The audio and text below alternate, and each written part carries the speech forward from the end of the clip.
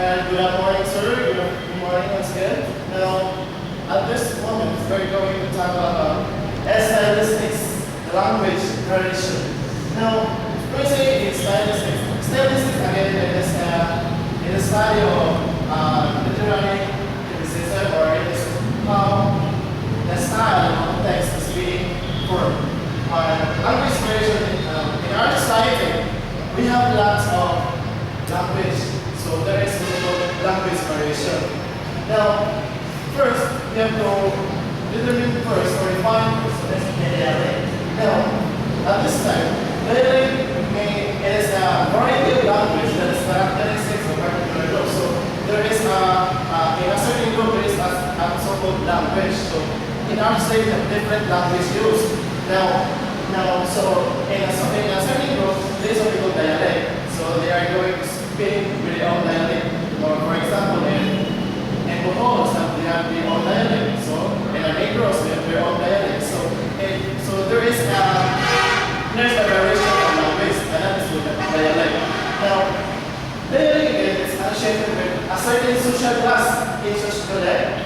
For example, socioeconomic class or age group. So associated with a certain social class. So when it's social, there is a socialization. There is a certain socialization to a certain group. So socioeconomic class. Now, in a socioeconomic class, they are going to give more emphasis about dialect, so they can speak whatever language they're going to use, or dialect in a certain group, or in an age group. So mostly in an age group, in adult people, they're going to use their own dialect, especially when they very hard. So they're going to use their own dialect. Now, so next is dialect. Now, according to linguist Michael Gregory, dialect is determined by social purpose. Okay, there's a social, what they call social stability or social purpose. So, and the next is dialect, meaning how a certain group will focus on certain language, on certain variation of language. Now, the language variation divided into that is according to Michael Gregory, one of the linguists.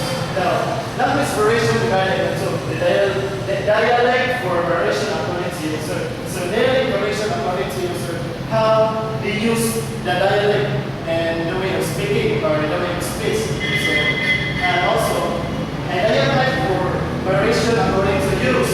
Now, this kind of language, according to how a certain speaker or how a certain user of the language used to speak in a certain group. So there is what we call a variation according to use. Next is there are three variables of the dialect. First is geographical, which is where the speech is based geographically, where the speech is based. So there's what we call geographical. Next is social, what social groups of the speech community they belong to. So if there is a speech, when the speaker speaks, so where that certain speech belong to, what certain group of people belong to. For example, a campaign or the foundation campaign, so their speech or the language used, they're going to make a language that fit to their campaign, or fit to their speech. So next is temporal. Okay, what time the speech exists? So temporal meaning what kind of people or what kind of socialization that the speech or the language belong, or the speech of a certain language variation exists. Now, so there is what we call temporal. Next is the dialect. Dialect is usually analyzed in terms of field, tenor, and mode. So when we say analyze, they're going to breaking down some ideas to form a generalization or a synthesis. Now, first is a field. Now, of course, field, it is a subject matter that a subject matter or a setting where the speech belongs, or the speech is located, or the language variation is being used in a certain group. And tenor, it is the participants and their relationship. What is the relationship with the participants or the audience and the speaker? So that is what we call tenor. If they are one of the family member, or they are friends, or as a whatever. And mode is the channel of communication. What is the mode? What is the channel of communication? Meaning, what is the speaker? What is the mode of the speaker? What is the ambience of a certain group or a certain place? Now, mode is, there is what they call spoken and written. So the mode, when we say spoken, it is how the speaker used to deliver speech. And in the written, how the author or the writer made some style of his written text, or it made use the writing language of his written text. So that is what we call also a evaluation or assessment. When you say evaluation or assessment, there is the difference between the two, assessment and evaluation. Assessment, it is the judgment of a certain judge or the judgment of certain people. And the evaluation is the output of judgment. If the author or the speaker is passed, that is assessment. So that's what we call evaluation. Assessment, there is evaluation. The result, evaluation is the result of assessment. And the assessment, it is the judgment of certain individual. Now, there is what we call social distance, the familiarity of readiness. So social distance, meaning there is a gap between the speaker or the audience. When we say social distance, for example, friendliness. So if there are certain speaker and certain audience, if they are so close, so they can determine the writing language. And also, it is familiar. People or the audience very familiar to the speaker, or the speaker very familiar to the audience. So there is a closeness, of course, there is a gap, social distance. Now, social distance is a degree of distance between participants, can usually be dictated from the presence or absence of informal language. So, degree of distance between the participants. So there is always a gap or a distance between the participants and the speaker. So it is usually their presence or the absence of informal language, we can usually detect it, or we can easily detect that whether it is an informal language or a formal language. Now, the use of colloquial vocabulary. Colloquial means there is debate, meaning there is when you say colloquial, it is informal. So there's, for example, I develop that is formal, and informal is so that is formal sentence. I developed now. Okay, next. So there is something also standing. It tells you how much of a claim the author lays to express and authority. So the standing of a certain author. So that certain author, we can judge, or we can acclaim that certain standing is it plays to the expertise or the authority. So that is what we call standing. Now evaluate the standing of text. So when there is a text, of course there is an evaluator. So it can evaluate whether it is good text or it is negative text. So we can know, or we can evaluate whether what language variation they are going to use. Next is interested to answer the question. So now when there is an evaluation of the standing of a text, so the speaker or the writer, he is very interested in answering the questions. So whatever the questions of the evaluator, they can how to stand. There is always a stance between the text and between the author or the evaluator. So the evaluator, we can analyze questions, we can build questions to the writer and the author.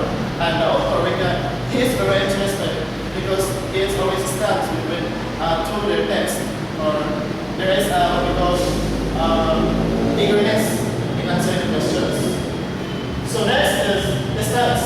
Now, the stance, it is refers to the space that the author simply allows you to argue with experience of context, whether he agree or disagree with certain text. Or there is something called argue. We simply allows to the experience of the text. So if the speaker or the writer or the evaluator agree or disagree to his stance, so this is what we call stance. Now he can defend with his content, he can defend his text if evaluator agree or if evaluator disagree. The author or the speaker, he can defend his stance. Now next is lexical choices. This is what we call loss and fear. Okay, now in the speech, so when he lost something, there's a fear something, he feared something. This loss and fear, it can carry negative.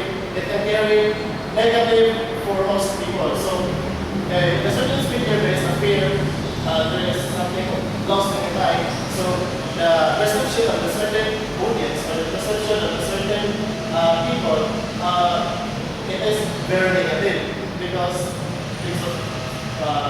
of these two things. So it is better, if you are a speaker, it's better to be confident enough. Confident enough in delivering your speech or delivering a certain talk. So in order to catch the attention of a certain individual, a certain audience. Okay, that's it. Is done? Yes, sir. Now, based on your report, I want you to encapsulate your report by giving us the abstract. Okay, now, stylistics or language narration is all about how the people or how the speaker use their language in terms of speaking. In our society, there is what we call language narration. We have lots of language used in our society. So that second narration is what we call dialect. When a certain group or individual used to use it in a certain group. So this is what we call dialect.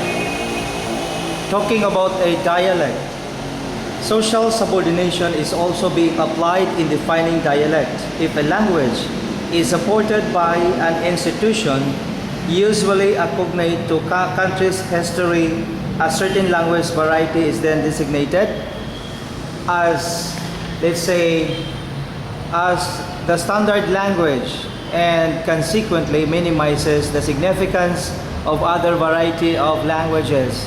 Expound on this. This is a very long statement, but I want you to expound on this. What does it mean if we try to apply our educational setting in the Philippines as far as speaking the dialect is concerned? Now, when there is a concern about speaking dialect, so when we say dialect, it is a variation. It is language that is characteristics of participants. So a variety of language that is characteristic of certain participants or a particular group. So when they speak a certain language in a certain group, of course that is what we call considered dialect. So whatever language they use, so that is considered dialect. Because it characteristics of a particular group or a particular settings. That's all? Yes, sir. We have the three important variables of the dialect: the geographical, social, and temporal. Can you cite concrete examples of each variable as far as the dialect is concerned?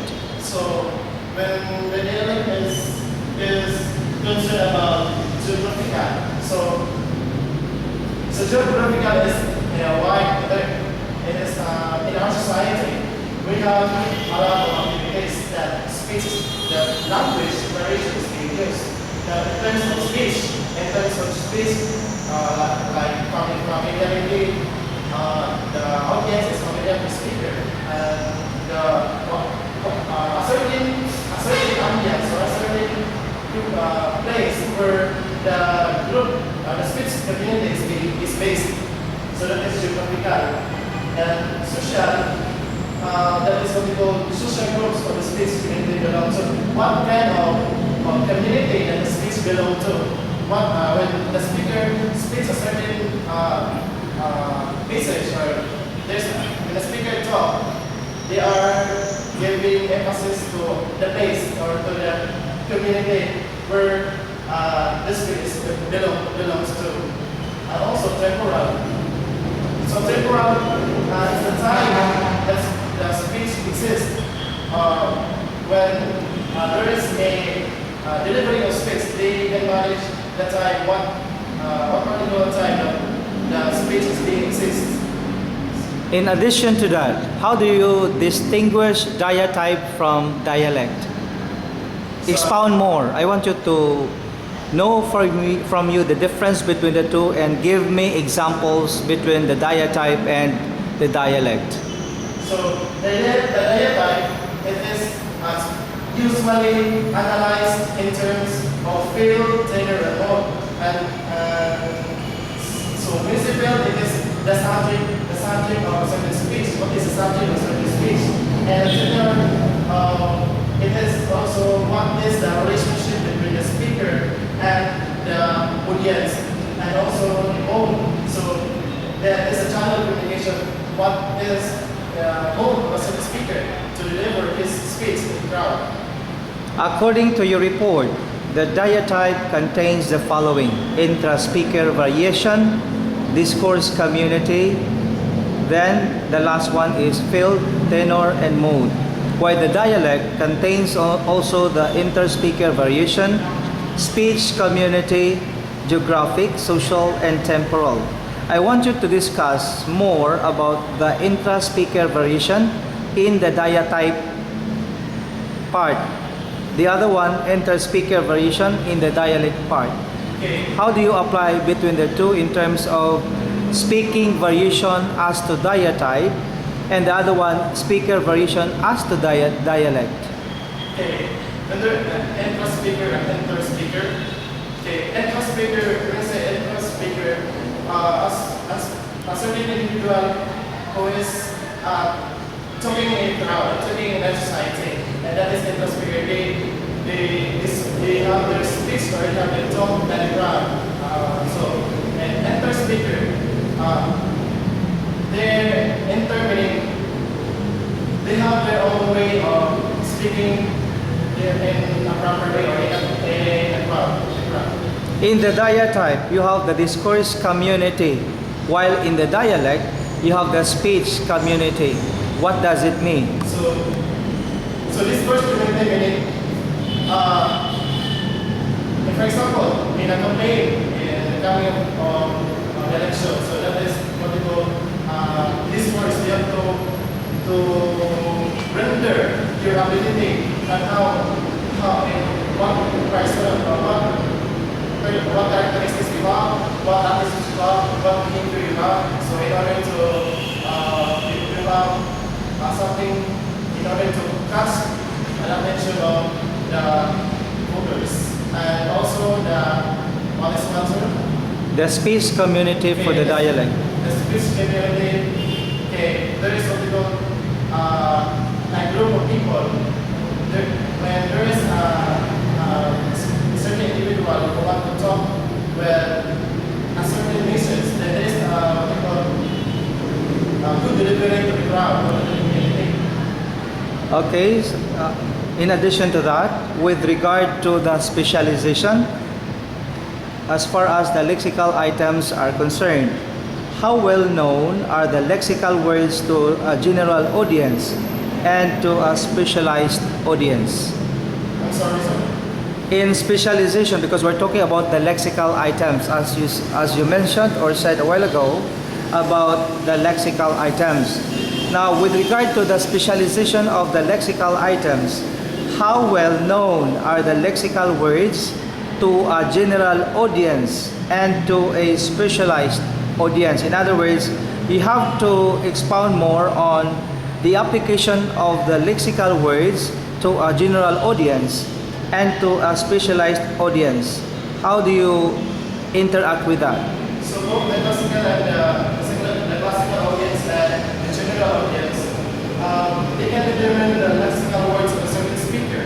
When about lexical words of a certain speaker through his facial expressions, through his actions, they can determine their lexical words. Because as I said, those lexical words can carry negative meanings for the most people in terms of speaking or in terms of speech. So they can always detect the lexical words in general. That's all? That's it. Now, let's go back to the evaluation and assessment. You wrote that on the board. The social distance, you have the familiarity, friendliness, etc. Then to be followed by the standing and the stance. And the last one is the lexical choice. Let's go back to evaluation. How do you assess the social distance as to the familiarity and friendliness as far as the language variation is concerned?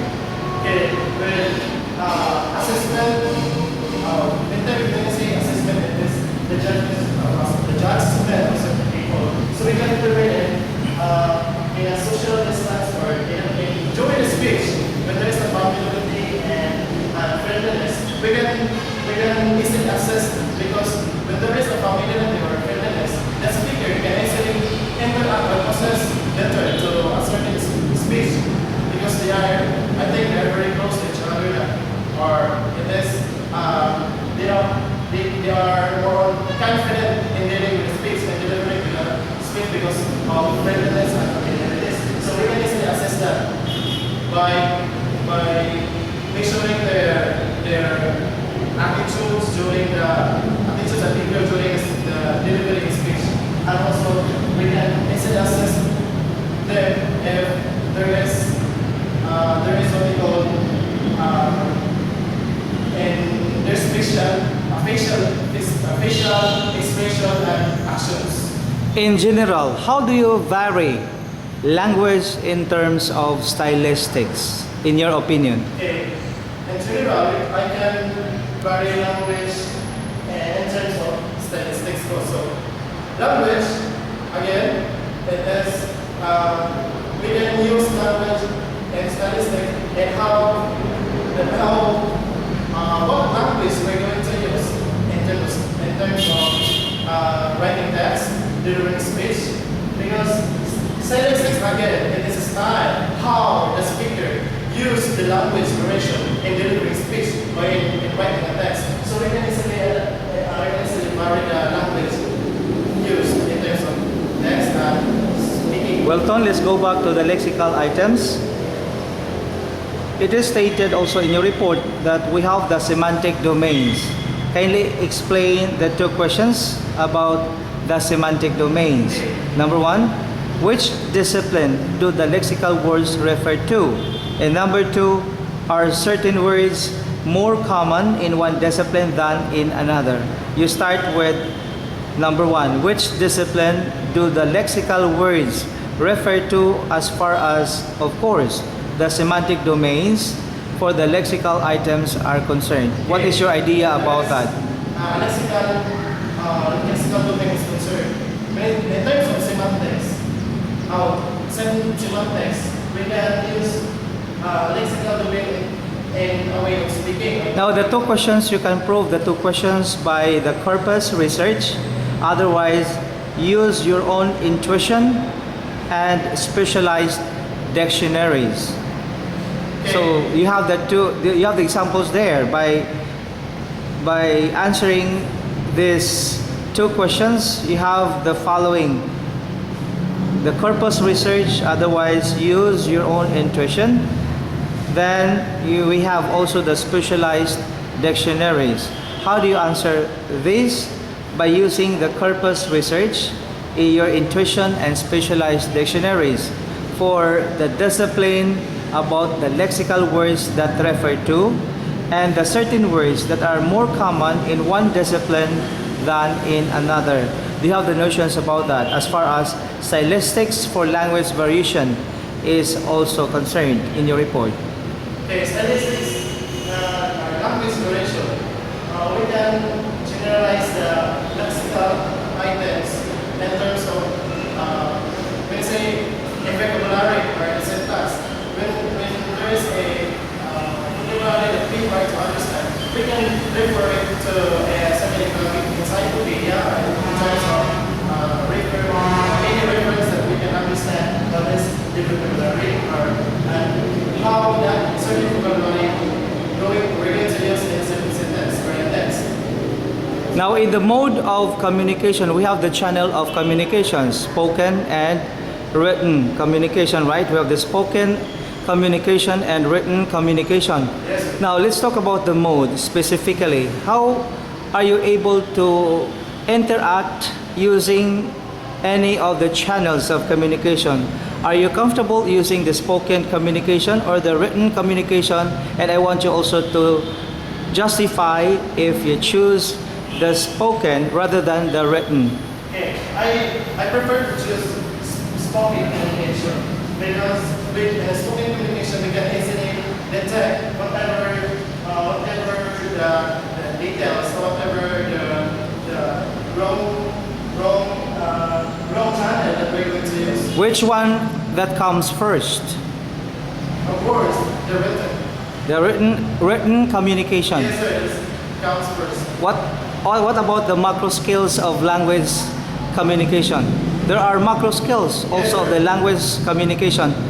How do they affect with regard to the channels of communication and the macro skills of communication? Yeah, actually, we have five macro skills: L, S, R, W. So L stands for listening, and S stands for speaking,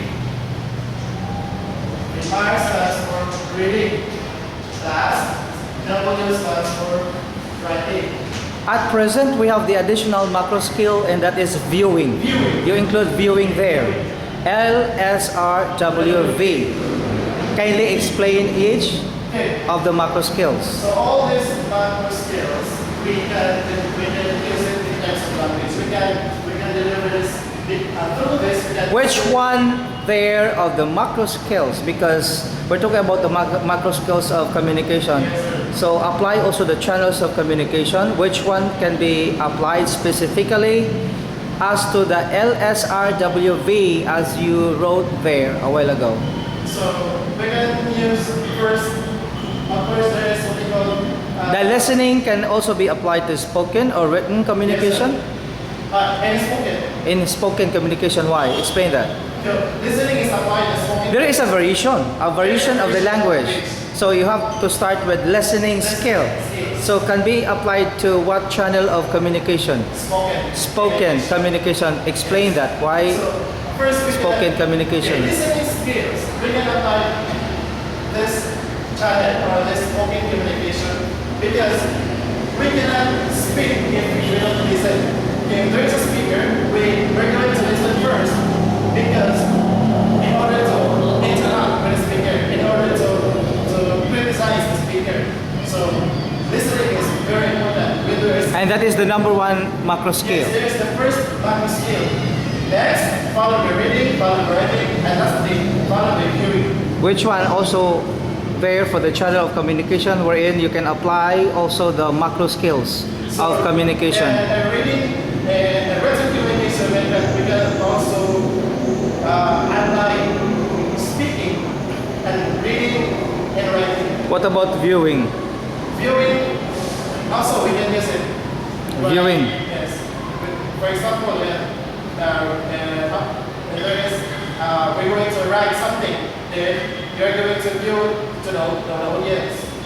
Whatever we write, or something we're going to write, so there is also what we call viewing. We're going to view in a certain crowd. Okay, let us apply this, concretize your report. Now, in the diatype, you have the field, right?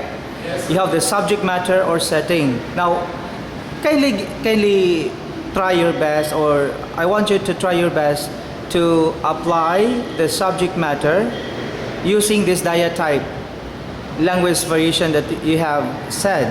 Now, in the subject matter, as far as the field is concerned, how are you able to give a sample to that particular subject matter in discussing this diatype to us? Do you know what is subject matter? Sorry, sir? What is the subject matter that that you understood about? For example, Any subject matter wherein you can teach that or impart your knowledge to us, especially to the learners, to the students. so for example, it's all about communication skills. Okay, communication skills. Concretize the topic, communication skills. How are you able to communicate this topic with the students? In communication skills, of course, there is something called the receiving, and the receiver and sender. Excuse me, is that the correct spelling of receiver?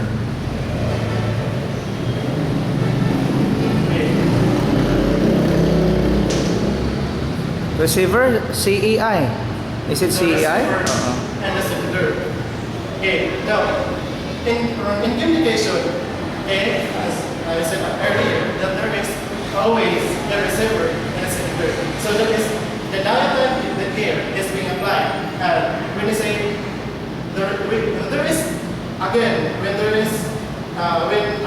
when someone is talking, we're going the sender is going to listen what the speaker says. What about? Okay, start with the subject matter first. How do you apply the subject matter in dealing with your topic or subject matter to them? For example, as you said a while ago, it's about communication, right? What was that communication? What was that communication as your topic that you have chosen? You said communication. The last one is communication. Communication skills. Okay, about the communication skills. That will be your subject matter. Yes. How are you able to send at the same time others will receive that subject matter to the class? Okay. This communication skills is always is very important to everyone in our society. Now, in a class situation, we can adopt. We can easily possess whatever things we're going to possess to our children or our students. So communication skills is very important because we cannot interact, we cannot criticize whatever things happen. So if there is no communication, so we are going to level up our communication skills in order to have more knowledge or more learnings. Okay, I got your idea now. Now the subject matter, you have the subject matter and then the participants are your students. How do you apply the tenor in your class wherein the relationships and the participants are still there in your class? How are you able to apply the participants and the relationships while you have also the subject matter there, subject matter being discussed? And inside the class, so of course, the teacher, there is always a gap with their students. So there is what we call teacher and student relationship. So when you're handling a class, of course, the teacher will be cautious all the time, whatever it says, whatever they talk inside the classroom, or whatever things that they're going to possess in his classroom or in his students. Okay, I think you answered already the channel of communication. So to end up with your report, kindly give the final say or the final words to us, to the audience out there, and to me as your instructor here. Go. Okay. Now, in stylistics, there is what we call variation of language. Now, in speaking, we're going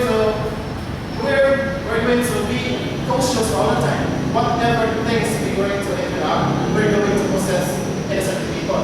So we're going to use language variation in a certain people. Again, language or dialect, it is characterized by a certain particular group or particular settings. So we are going to use a language that fits in a certain occasion, that fits in a certain group, that fits in a certain setting. So, for example, there is what we call symposium. So symposium is all about the topic is all about the communication skills. So that's certain setting. Of course, the speaker will vary his attention to the audience in terms of speaking about that really fits to the audience. So all I can say is that when you speak, when you have a speech, when you deliver a speech, be cautious all the time because the people or the audience will credit you according to your facial expressions, actions, the grammar, the syntax, that you're going to use when delivering a speech. So that's it. That's all? Yes, sir. Class dismissed. Thank you, sir.